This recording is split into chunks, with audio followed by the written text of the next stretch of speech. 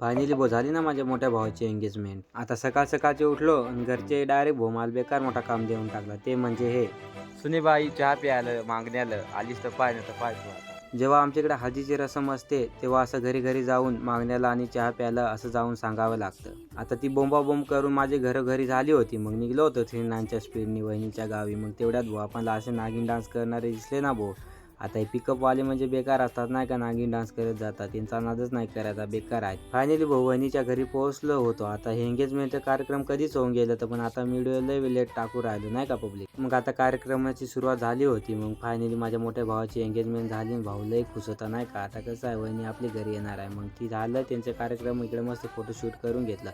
मग डायरेक्ट आपली पब्लिक भोजेवायलाच बसली होती. मग आता त्यांचा काय विचार करायचा आहे. मग आम्ही पण डायरेक्ट भोजेवायला बसलो आणि इकडे लय खायला भारी भारी होतं.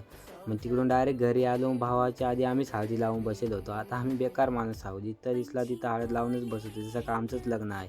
आता भावाची हळद झाली आहे नाही का, तर तुम्ही फॉलो करून